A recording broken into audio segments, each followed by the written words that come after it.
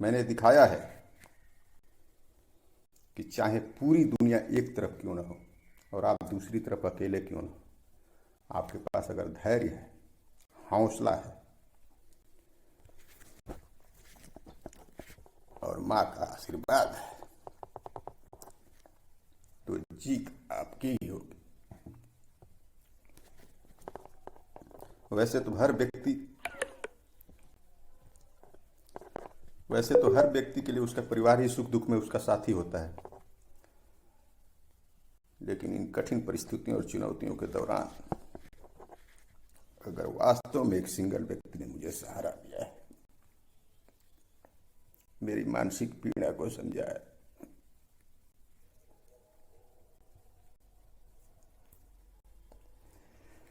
तो वह माँ है।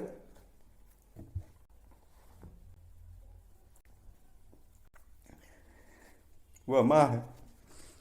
दिन में अनेक बार फोन करके ढांढस बटाने से लेकर मुझे विश्वास दिलाना कि सब ठीक हो जाएगा।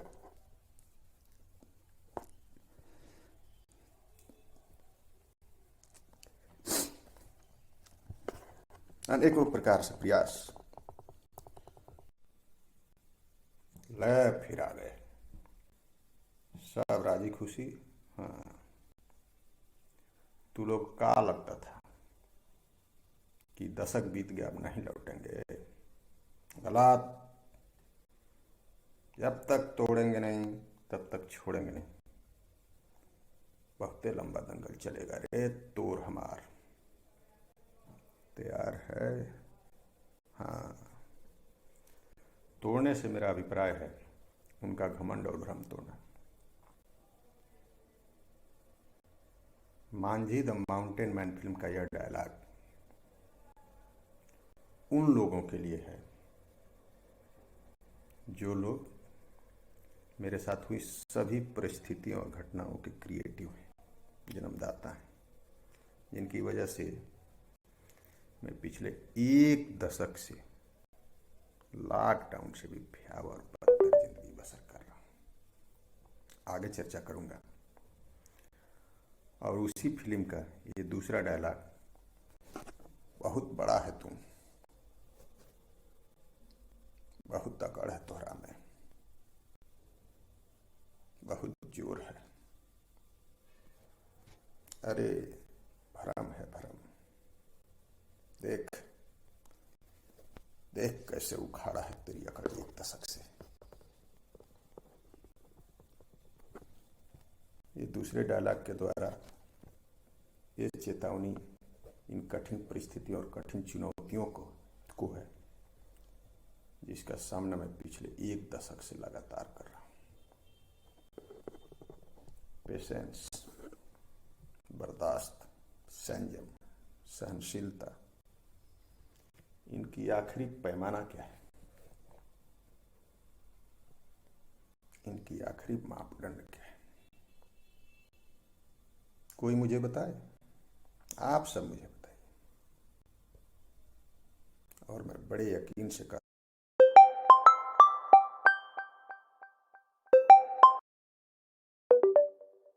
कहता हूं, ऐसा कोई पैमाना नहीं है, ऐसा कोई मापदंड नहीं है जो मेरे पेशेंस को माप सके। अतीत में यानी एक दशक पहले मैंने अगर धैर्य की पराकाष्ठा नहीं दिखाया होता तो लगभग 100 अपने ही सैनिकों, जी हाँ, 100 भारतीय सैनिकों का हत्यारा होता। हालांकि उनको मारने के बाद मैं खुद को भी मार लिया होता, ऐसा मेरा प्लानिंग था। आगे बताऊंगा इस वीडियो में। मेरी जगह अगर कोई साधारण व्यक्ति होता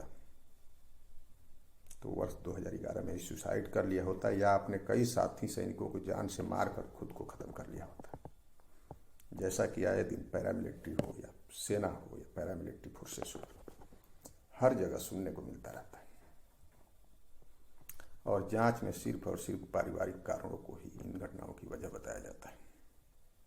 अगर मैं भी उन लोगों को मारकर खुद को भी समाप्त कर लिया होता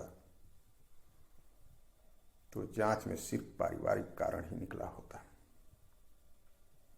जो कि हकीकत से कोसों दूर है। अभी एक फिल्म आई है,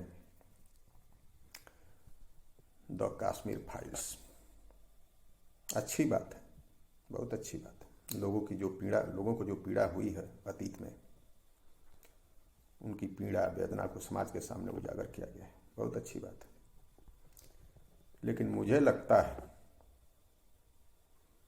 कि भारतीय सेना हो या पैरामिलिट्री फोर्सेस हो, आए दिन जवानों द्वारा आत्महत्याएं, अपने ही साथियों की गोलियों से भूनकर हत्याएं जैसे मुद्दों पर भी फिल्म बननी चाहिए और सरकार को इस पर विचार करना चाहिए, नहीं तो इसके बहुत गंभीर परिणाम भविष्य में देखने को मिलेंगे। देशवासियों, मेरे साथ जिस हद तक जुल्म हुआ है वह एक बार नहीं अनेकों बार सुसाइड करने के लिए पर्याप्त था। मेरे सामने दूर दूर तक अंधकार ही अंधकार था, जिंदा रहने के लिए कोई एक सिंगल वजह नहीं बचा था। लेकिन ऐसी विपरीत परिस्थितियों के बावजूद भी अपने मजबूत धैर्य शक्ति, अडिग हौसला और आशावादी दृष्टिकोण के कारण न सिर्फ स्वयं जिंदा हूं, बल्कि उन 100 लोगों तथा उनके परिवारों को भी उजड़ने से बचाया हूं। आगे बताऊंगा इस वीडियो में। मुझे समझ नहीं आ रहा है कि कहां से अपनी बात शुरू करूं और कहां पे समाप्त। बहुत उलझन में हूं। फिर भी पुष्पा फिल्म का एक डायलॉग आजकल बहुत चर्चा में है। उसी तर्ज पर मेरी तरफ से एक डायलॉग मैंने बनाया है। सिपाही रैंक देखकर सितम किया था, सिपाही के साथ साथ शेर है मैं झुकेगा नहीं साला। जय हिंद देशवासियों। मैं भूतपूर्व सैनिक अमरजीत यादव जनवरी 2020 में स्वेच्छा से भारतीय सेना से सेवानिवृत्त हुआ। वर्ष 2003 में सेना में भर्ती हुआ था। मैंने 16.5 वर्ष तक सर्विस किया। इन 16.5 वर्ष की सर्विस के दौरान एक पड़ाव ऐसा भी आया जिसका मैंने दूर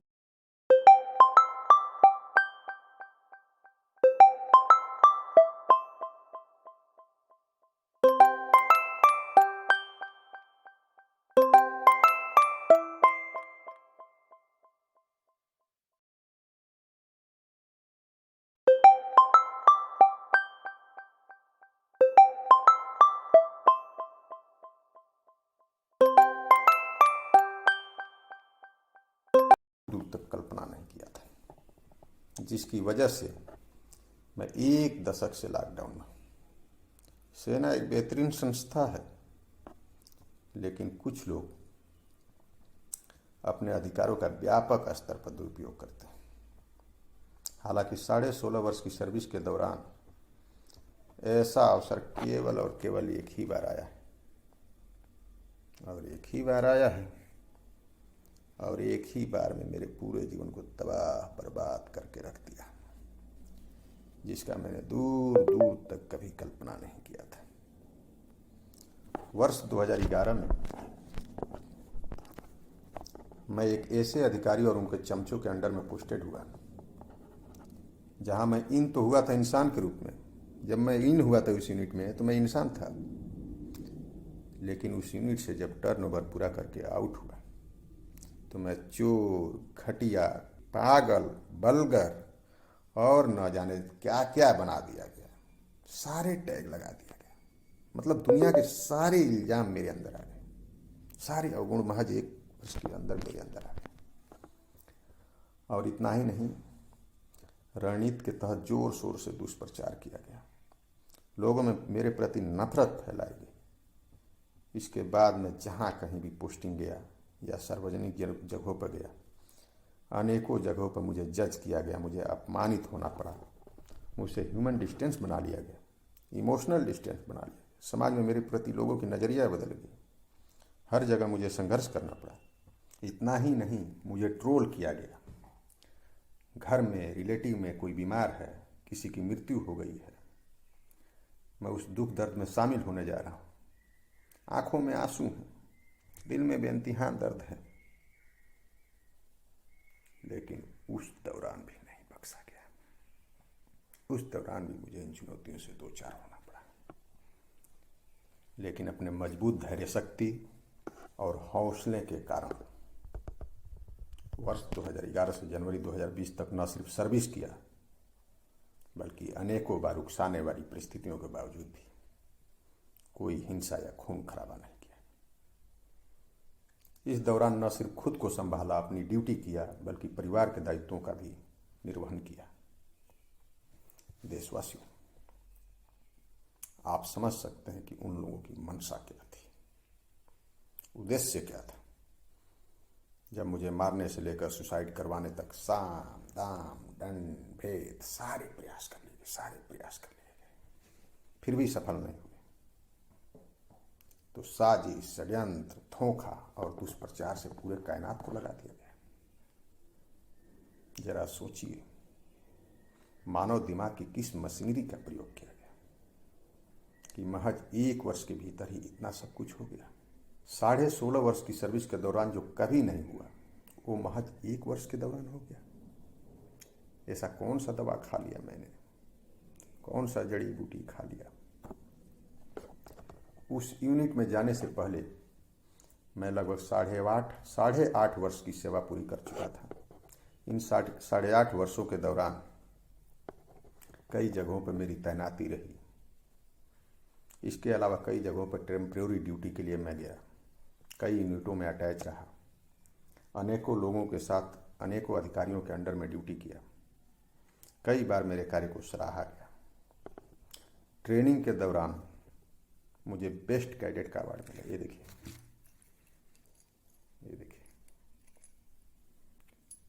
best recruit.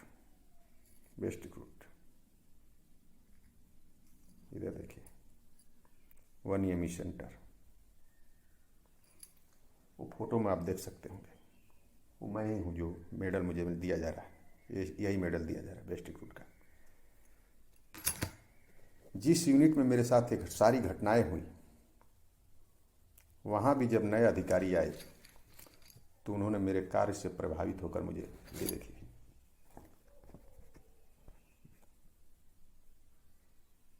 Certificate of professional excellent. ये देखिए, बात करें सेना में भर्ती से पहले की, तो स्कूल में पढ़ाई के दौरान मैं NCC कैडेट रहा। गांव में मुझे एक आदर्श के रूप में देखा जाता था। गांव हो या स्कूल, हर जगह मतलब कहीं ना फालतू घूमना, न किसी से फालतू बोलना, बस घर से स्कूल, स्कूल से घर, घर के काम में हाथ बटाना। मेरा कहने का अभिप्राय यह है कि घर हो, गांव हो, NCC कैंप के दौरान हो, सेना में भर्ती के बाद ट्रेनिंग के दौरान हो, अनेकों जगहों पर अनेकों लोगों के बीच तैनाती के दौरान हो, हर जगह मेरा आचरण, मेरा व्यवहार, मेरा नियत, मेरा चरित्र लोगों ने देखा, महसूस किया, अनुभव किया। मैं हर जगह खरा उतरा। लेकिन वर्ष 2011 में आखिर ऐसा क्या हो गया कि उस यूनिट से आउट होते होते मुझे इन सभी उपाधियों से नवाज दिया गया, सभी टैगों से नवाज दिया गया। इस 1 दशक में मुझे जितना अपमानित किया गया है, गालियां दिया गया है, जलील किया गया है,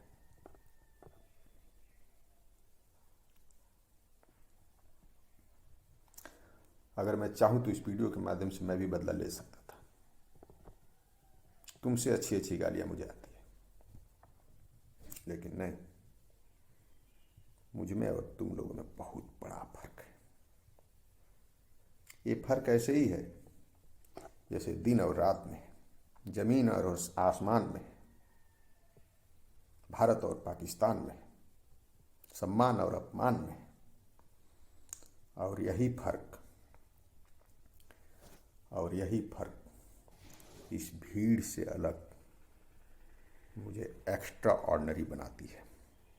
बदला, हिंसा जैसे शब्द मेरे डिक्शनरी में नहीं है। हाँ, एक डायलॉग जरूर इस्तेमाल करना चाहूंगा तुम लोगों के लिए। झुंड में तो सुअर आते हैं, शेर अकेला ही आता है। देशवासियों, वक्त की रफ्तार बहुत तेज होती है, उससे तेज इस दुनिया में कुछ भी नहीं। ये वक्त ही था जिसने रावण जैसे विद्वान और शक्तिशाली व्यक्ति को भी अर्श से फर्श पर ला दिया। इसलिए कोई व्यक्ति किसी घटना दुर्घटनावश, स्थिति परिस्थितिवश, साजिश षड्यंत्र के कारणवश दुखी है, पीड़ित है, व्यथित है, कुंठित है, तो उसका मदद करना चाहिए बजाय उसे पीड़ा पहुंचाने के। वक्त के संदर्भ में तो बहुत हद तक बहुत कुछ कोरोना महामारी ने साफ कर दिया पिछले 2-2.5 वर्षों में। इसलिए हर किसी को मानवता के रास्ते पर चलना चाहिए। देशवासियों, जब तेज बहादुर यादव ने आवाज उठाया था तब मुझे लगा था कि अच्छा ऐसा भी किया जा सकता है। मैं उस समय वीडियो जारी करने वाला था, लेकिन उस समय के तत्कालीन थल सेना अध्यक्ष द्वारा एडवाइजरी जारी किया गया है कि सेना को जवानों को सोशल मीडिया का इस्तेमाल नहीं करना है। मैंने उसका भी पालन किया, मतलब मैंने सबका ध्यान रखा, हर नियम का पालन किया, परंतु मेरा किसी ने नहीं रखा। फिर मैंने प्रधानमंत्री, राष्ट्रपति, रक्षा मंत्रालय, कई जगहों पर चिट्ठी लिखी, रिप्लाई भी आई, वहां से रिप्लाई भी आई, लेकिन कुछ नहीं हुआ। उसके बाद मैंने निश्चय किया कि मैं और ज्यादा पेशेंस दिखाऊंगा। मैं अपने आप को जांच परख रहा था कि मेरे अंदर और कितना पेशेंस है। मेरी लड़ाई खुद का खुद से था। इस प्रकार सेना में दिए गए टास्क को पूरा करना पड़ता है। ठीक वैसे ही इन 10 वर्षों के दौरान जितनी भी कठिनाइयां, चुनौतियां आई, मैंने उन सभी का सामना भगवान द्वारा दिया गया टास्क समझकर पूरा किया। हालांकि एक वक्त ऐसा भी आया जब मुझे लगा कि भगवान कोई कुछ नहीं है, लेकिन उसके बाद फिर से विश्वास जागा। जब आप इतना धैर्य का परिचय देते हैं तो प्रभु आपको अपनी बात रखने का अवसर जरूर प्रदान करते हैं। आवश्यकता है तो बस धैर्य दिखाने की।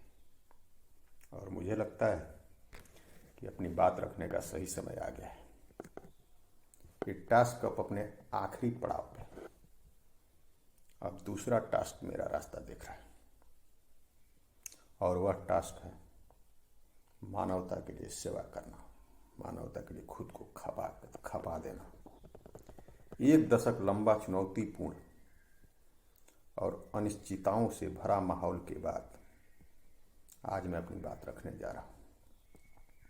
ऐसा नहीं है कि 1 दिन में, 1 महीने में या 1 साल में मुझे इन चुनौतियों से 2-4 होना पड़ा है और मैं यह वीडियो बनाने जा रहा हूं। नहीं, इसके लिए मैंने 1 दशक लंबा इंतजार किया है।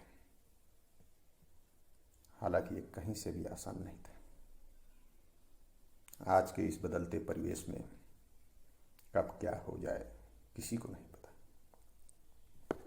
लेकिन अपनी मजबूत धैर्य शक्ति और हौसले के कारण मुझे विश्वास था कि वो दिन जरूर आएगा। देशवासियों, यहाँ पर मैं बहुत ही संक्षेप में घटनाक्रम को बताने जा रहा हूँ। एक कहावत है, पानी में रहकर मगर से बैर। मेरे साथ ये कहावत बिल्कुल सार्थक हुआ। वर्ष 2011 से पहले मैं इस बात को बहुत हल्के में लेता था।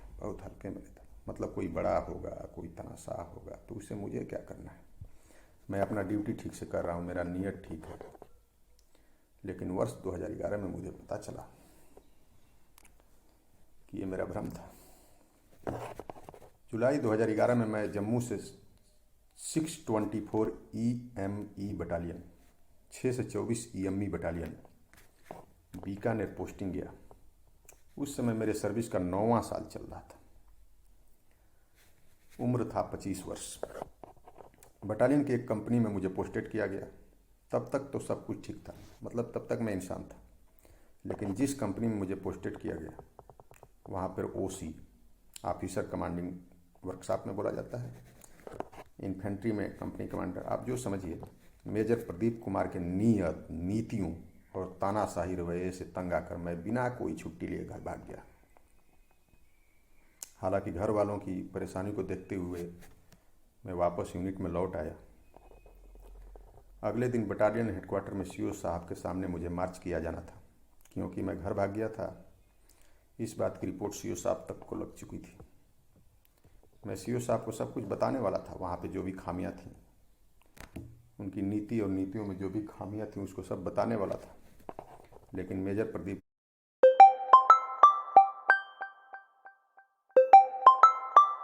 तो अपनी कंपनी की इज्जत खराब होगी, मेरी खटिया खड़ी हो जाएगी वगैरह। तू सीओ साहब को ऐसा बताना कि तुम्हारा मानसिक संतुलन खराब हो गया था, की वजह से तू घर भाग गया था, बाकी मैं संभाल लूँगा और आगे तुम्हारी मदद करूँगा वगैरह वगैरह। मेरा ऐसा इरादा नहीं था, लेकिन मैं पूरी दुनिया को अपने ही जैसा भोली भाली और अच्छे विचारों वाली समझता था। मैं पसीज गया, कंपनी की इज्जत की बात आने लगी। मुझे लगा कि अब आगे से इनके रवैये में शायद सुधार हो जाएगा। मैंने सीओ साहब के सामने अपनी मानसिक संतुलन खो देने की वजह से ऐसा गलती हो गया था कबूल कर लिया। सीओ साहब अच्छे थे, कोई पनिशमेंट नहीं दिए। सीओ साहब के सामने हकीकत न बताकर बल्कि अपनी ही गलती मानकर अपनी ही मानसिक संतुलन की खो देने की बात कबूल कर मैंने अपने जीवन की सबसे बड़ी गलती किया था। ऐसा मैंने बाद में महसूस किया। अगर मैंने सीओ साहब के समक्ष मानसिक संतुलन खो देने की बात नहीं कबूल कर बल्कि जो सच्चाई थी, जो हकीकत था बताया होता, तो उसके बाद की सारी घटनाएं नहीं हुई होती। आज मैं इस स्थिति में नहीं होता। मेजर प्रदीप कुमार साहब ने जैसा कहा मैंने वैसा ही किया, लेकिन उससे भी उनको संतुष्टि नहीं मिली। उनको इस बात का डर था कि आज एक मेरे खिलाफ खड़ा हुआ है, कल को कोई और मेरे खिलाफ खड़ा हो जाएगा। इसलिए उनको ऐसा सबक सिखाना है कि दूसरों लोगों के लिए संदेश हो, दूसरा कोई मेरे खिलाफ खड़ा होने से पहले कई बार सोचे। उनके द्वारा मुझे प्रताड़ित करने के कई पहलू थे। उनको इस बात का भी मलाल था कि एक सिपाही की इतनी औकात जो मेरी शिकायत सीओ से करने को आतुर था। मैंने बहुत समझाया, तब जाकर अपना इरादा बदला। इस बात से उनका ईगो हर्ट हुआ था। बाकी का काम उनके चमचों ने उनका कान भर के पूरा कर दिया था। वे लोग इस कदर निर्दयी हैं, कठोर दिल हैं, संवेदनहीन हैं, अमानवीय हैं, मैंने इसकी कल्पना नहीं किया था। आगे जो कुछ हुआ वह किसी थ्रिलर मूवी से कम नहीं था।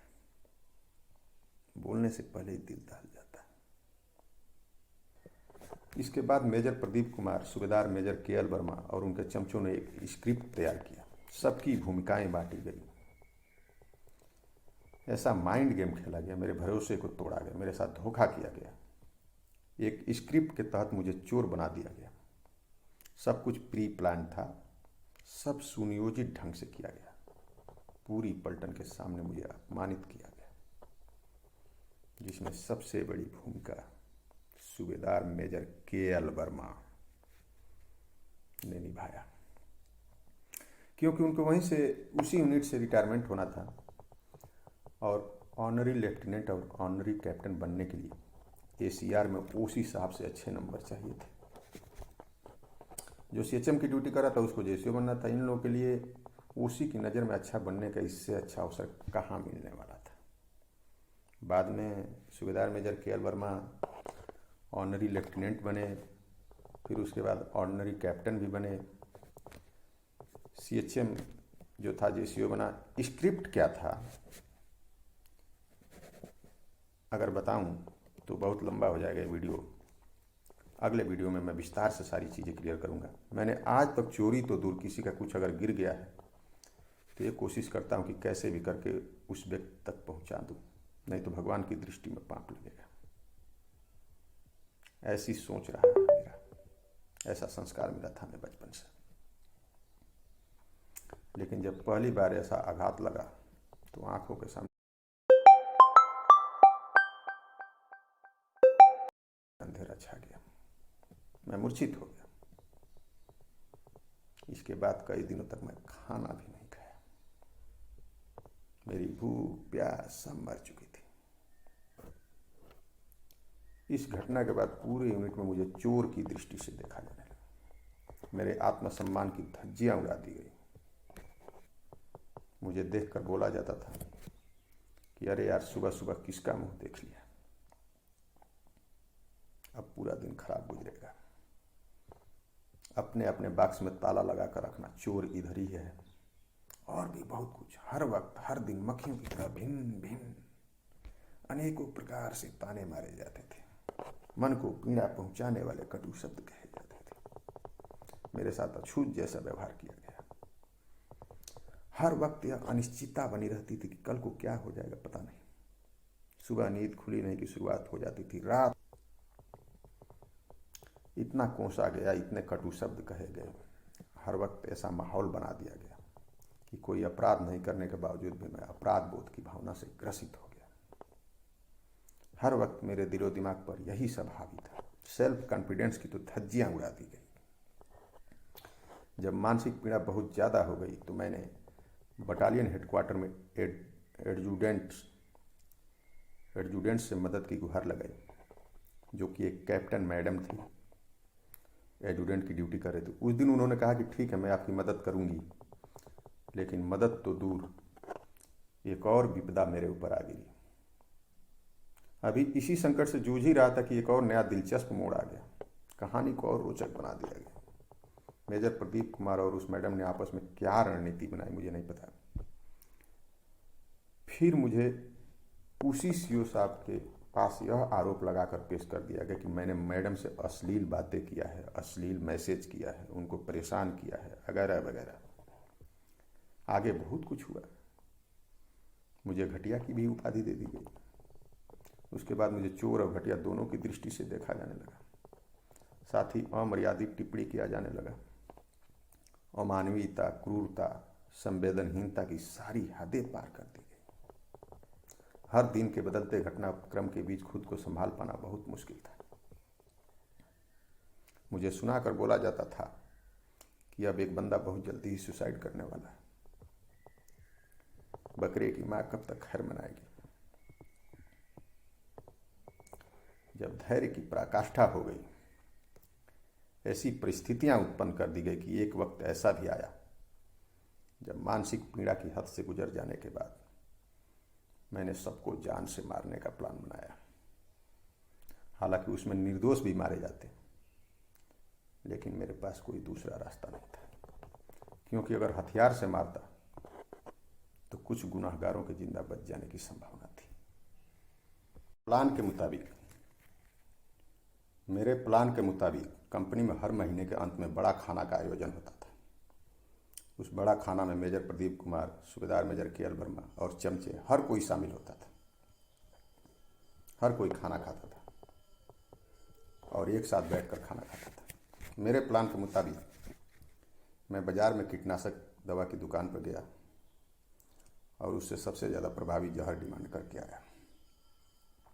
मैंने यह प्लान बनाया था कि इस बार के बड़ा खाना में मैं ज़्यादा से ज़्यादा मात्रा में उस प्रभावी जहर को पूरे खाने में मिला दूंगा। मेरे लिए काम आसान था, बहुत आसान था, क्योंकि मेरा ड्यूटी मेस में ही था। जब सबका काम तमाम हो जाएगा तो मैं भी अपने आप को समाप्त कर लूँगा, ऐसा मैंने प्लानिंग किया था। आप समझ सकते हैं कि मेरी मानसिक पीड़ा किस स्तर पर रही होगी। उस वक्त मेरे लिए सबसे आसान कोई रास्ता था तो उन सभी को मारना और खुद को मारना। लेकिन मैंने आसान रास्ते को नहीं चुनकर कठिन रास्ते को चुना। मैंने उन लोगों को भी जान से नहीं मारा और न ही खुद सुसाइड किया, बल्कि कुछ और भी डिसाइड किया, और डिसीजन भी ऐसा जो आने वाले दिनों में अनेकों लोगों के लिए प्रेरणा होगा। देशवासियों, मेरा मारने मरने का इरादा क्यों बदल गया, ये अगले वीडियो में विस्तार से बताऊंगा। हालांकि मेरा फैसला बहुत मुश्किलों से भरा रहा, जिसके बदले में मुझे 1 दशक लंबा कठिन पीड़ा सहन करना पड़ा है। लेकिन हमें यह समझना होगा कि शायद इसीलिए भगवान द्वारा हमें इंसान बनाया गया है। पीड़ा सहन करना हमारी फितरत में होना चाहिए। आजकल हमें यह सुनने को मिलता रहता है कि किस तरह से छोटी मोटी बातों पर लोग सुसाइड कर लेते हैं। यहाँ तक कि छोटे छोटे बच्चों के परीक्षा में कम मार्क्स आ गए तो खुद को समाप्त कर लिया।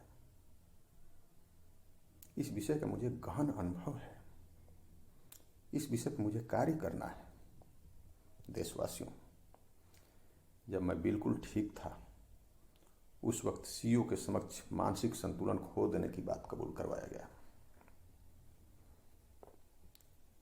लेकिन उसके बाद इतनी क्रूरता किया गया, इतना दर्द दिया गया, हद से ज़्यादा मानसिक पीड़ा पहुंचाई गई। सुसाइड करने के लिए मेरे ऊपर बार बार साइकोलॉजिकल दबाव बना गया। संवेदनहीनता की सारी हदें लांघ दी। मुझे इतना कोसा गया, जलील किया गया, अत्याचार किए गए, जिसके फलस्वरूप जब मैं वास्तव में मानसिक संतुलन खो दिया, उस वक्त मुझे संभालने के बजाय, मेरे जख्मों पर मरहम लगाने के बजाय उसको और कुरेदा गया, उस पर नमक छिड़का गया। शायद आप कल्पना नहीं कर सकते। शारीरिक पीड़ा को बर्दाश्त किया जा सकता है, लेकिन मानसिक पीड़ा, और वो भी जब इस स्तर पे हो, तो कहीं से भी आसान नहीं था। घर छुट्टी आया था। मेरी स्थिति देखकर घर वाले परेशान हो गए। मुझे साइकेट्रिक के पास ले गए। कुछ राहत मिली, लेकिन जैसे ही छुट्टी खत्म, यूनिट में पहुंचा, फिर से गिद्धों जैसा व्यवहार शुरू हो गया। उसी दौरान मुझे पैरालिसिस भी हुआ। मानसिक पीड़ा के साथ साथ शारीरिक पीड़ा से भी गुजरना पड़ा। उस समय की परिस्थितियों को, मनोदशा को बयां करने के लिए मेरे पास शब्द नहीं है, अल्फाज नहीं है। उस वक्त कुछ लोग मौके की तलाश में रहते थे, या मुझसे कोई गलती हो तो उसका दुष्प्रचार किया जाए, और दुष्प्रचार किया भी गया। फिर क्या था, लोगों ने भी उसी दुष्प्रचार के आधार पर मेरे पूरे जीवन का मूल्यांकन कर रख दिया। आप लोग पूरे क्रोनोलॉजी को समझने का प्रयास कीजिए। सबसे पहले मैं वहाँ की सिस्टम से परेशान होकर घर भाग गया। उनके कमियों को सीईओ से शिकायत करने जा रहा था, लेकिन उल्टा मेरे ही मानसिक संतुलन खो देने की बात कबूल करवाया गया सीईओ साहब के समक्ष। उसके बाद स्क्रिप्ट, साजिश, षड्यंत्र के तहत मुझे पूरी यूनिट के समक्ष चोर बना दिया गया। जब मैं मानसिक पीड़ा से परेशान होकर एडजुटेंट से मदद की गुहार लगाई, जो कि एक लेडी ऑफिसर थी, तो फिर रणनीति के तहत उल्टा मेरे ऊपर यह आरोप लगाकर फिर से सीईओ के समक्ष पेश कर दिया गया कि मैंने बदतमीजी किया है, मैंने उनसे अश्लील बातें किया है। जबकि मैंने उनके मदद के लिए उनके पास गुहार लगाया था, तो उन्होंने मुझे आश्वासन दिया था कि आपको मदद किया जाएगा। उसके बाद बजाय मेरे जख्मों पर मरहम लगाने के, उसके बार बार कूरेदा गया, मौके ढूंढे गए, दुष्प्रचार किए गए। उन लोगों के लिए मुझे राजनीति फिल्म का एक डायलॉग याद आ रहा है, करारा जवाब मिलेगा, ऊपर वाले के द्वारा मिलेगा। देशवासियों, मैंने एक मूवी देखा है, तारे जमी पर। आप लोगों ने भी देखा होगा। उसमें यह बताया गया है, और गूगल सर्च में भी ऐसी जानकारी है, कि कोई देश है जिसमें एक जनजाति द्वारा अगर किसी पेड़ को सुखाना होता है, तो वे सभी उस पेड़ के पास जाकर उसे काटते नहीं है, उस पेड़ को जी भर कर गालियाँ देते हैं, उसको कोसते हैं, और कुछ ही दिन में देखते ही देखते वह पेड़ मुरझा जाता है, सूख जाता है। लेकिन इस एक दशक के दौरान मैं न सूखा हूँ, न ही मुरझाया। हाँ, इसके बदले असंख्य पीड़ा जरूर झेला, लेकिन जिस प्रकार से कर्पूर जलने के बाद भी अपनी सुगंध का परित्याग नहीं करता, ठीक उसी प्रकार इतना सब कुछ झेलने के बावजूद भी मेरे सज्जन स्वभाव में कोई भी परिवर्तन नहीं आया, बल्कि मेरे विचारों को पहले से ज़्यादा मानवता का विकास हुआ है। मेरे विचारों में पहले से ज़्यादा मानवता का विकास हुआ है। देशवासियों, एक दशक के दौरान जितना कुछ हुआ, मैंने जिस धैर्य, संयम, जिंदादिली और हौसले का परिचय दिया है, जहाँ एक तरफ आज के इस वातावरण में छोटी मोटी बातों पर एक दूसरे को नीचा दिखाना, मारपीट, हिंसा, खून खराबा आम बात हो गई, वहीं दूसरी तरफ मैंने महात्मा गांधी के सिद्धांतों पर चलने का प्रयास किया है। इस एक दशक के ऊपर मैं अपना ऑटोबायोग्राफी, आत्मकथा लिख रहा हूँ, क्योंकि इसको किताबों के माध्यम से ही संजोया जा सकता है, वीडियो के माध्यम से बयां करना असंभव है। देशवासियों, उन सभी घटनाओं का इम्पैक्ट लगातार एक दशक से काम है।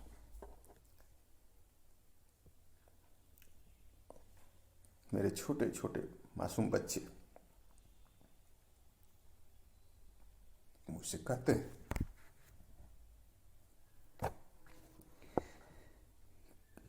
कि पापा आप हमें कहीं घुमाने नहीं ले चलते। सभी बच्चों के पापा उनको घुमाने ले जाते हैं।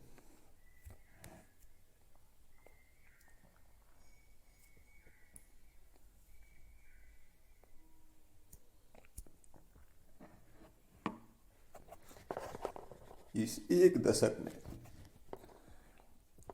मेरे साथ साथ मेरे परिवार ने भी बहुत बड़ा त्याग किया है। देशवासियों, मेरा इस वीडियो बनाने का मकसद यह नहीं है कि जिन लोगों की वजह से मैं एक दशक में जितना कुछ झेला उनको सजा दिलाना, नहीं, बिल्कुल नहीं। इस एक दशक ने मुझे और मेरे विचारों को इतनी ऊंचाई पर पहुंचा दिया है, इतनी ऊंचाई पर पहुंचा दिया है, जहां से अब हर कोई मुझे अपना लगता है, अपने परिवार का लगता है। इत्तेफाक देखिए, जिस मेजर प्रदीप कुमार 2011 में मेरे साथ ये सब घटना में शुरुआत किए थे, उनके द्वारा शुरुआत हुई। 2018 में मेरे अंतिम यूनिट में, जहाँ से मैं रिटायर हुआ 2020 में, जम्मू में मिल गए मेरे को। उस समय वो लेफ्टिनेंट कर्नल थे। अपने ऑफिस में मुझे बुलाया और एक घंटे तक मुझसे बात की। अपनी गलतियों पर पश्चाताप कर रहे थे, मुझसे पूछ रहे थे कि बेटा मैं तुम्हारी क्या मदद कर सकता हूँ, मैं किस तरह से अपनी गलतियों का पश्चाताप करूँ। मैंने कहा कि साहब, गलती की शुरुआत तो आपसे हुई, लेकिन उसके बाद अंत तो और लोगों द्वारा किया गया। देशवासियों, सामान्यतः जहां लोग वृक्ष से फल की प्राप्ति की अपेक्षा रखते हैं, वहीं दूसरी तरफ मुझे वृक्ष की चिंता रहती है। ऐसा व्यक्तित्व है मेरा। इस एक दशक ने मुझे औसत से असाधारण बनाया है। इसके पीछे धैर्य की पराकाष्ठा है, संघर्ष है, संयम है, कठोर तपस्या है, गहरी पीड़ा है, समर्पण है, साहस है, अद्भुत हौसला है, त्याग है, अनुशासन है, कर्तव्यनिष्ठा है, सकारात्मक सोच है, सहनशीलता है। तब जाकर मैंने इस एक दशक की कठिन परिस्थितियों, चुनौतियों पर विजय हासिल प्राप्त किया। मैंने दिखाया है कि चाहे पूरी दुनिया एक तरफ क्यों न हो और आप दूसरी तरफ अकेले क्यों न हो, आपके पास अगर धैर्य है, हौसला है और माँ का आशीर्वाद है, तो जीत आपकी ही होगी। वैसे तो हर व्यक्ति के लिए उसका परिवार ही सुख दुख में उसका साथी होता है, लेकिन इन कठिन परिस्थितियों और चुनौतियों के दौरान अगर वास्तव में एक सिंगल व्यक्ति ने मुझे सहारा दिया है, मेरी मानसिक पीड़ा को समझा है,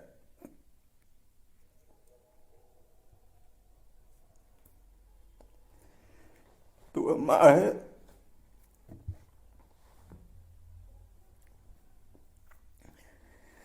वह माँ है। दिन में अनेक बार फोन करके ढांढस बटाने से लेकर मुझे विश्वास दिलाना कि सब ठीक हो जाएगा।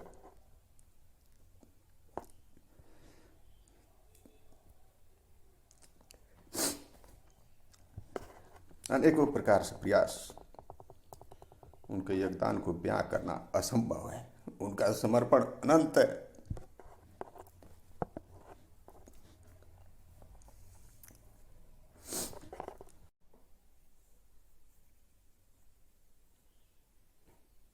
देशवासियों,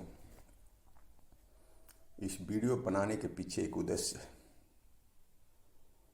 और वह उद्देश्य यह है कि चाहे कोई सेना में है या सार्वजनिक जीवन में कहीं भी है, यदि पीड़ित है, व्यथित है, कुंठित है, मानसिक पीड़ा से गुजर रहा है या किसी भी प्रकार की पीड़ा से गुजर रहा है, जिंदगी से हार मान चुका है, उसको ऐसा लग रहा है कि अब सुसाइड ही एकमात्र विकल्प है, ऐसे लोगों के लिए काम करना ही अब मेरा उद्देश्य है।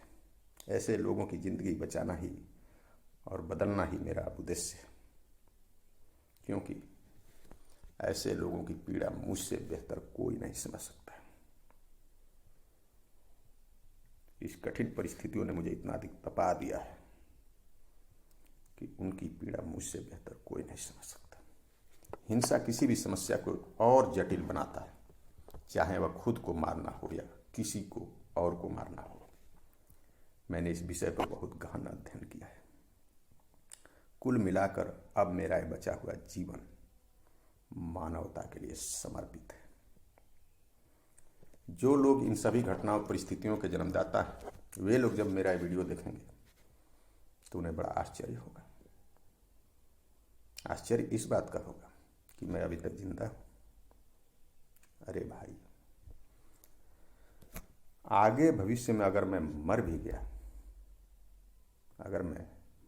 गया तो मैं लोगों के दिलों में जिंदा रहूंगा, ऐसा काम कर जाऊंगा। निशस्त्र अहिंसा की शक्ति किसी भी परिस्थिति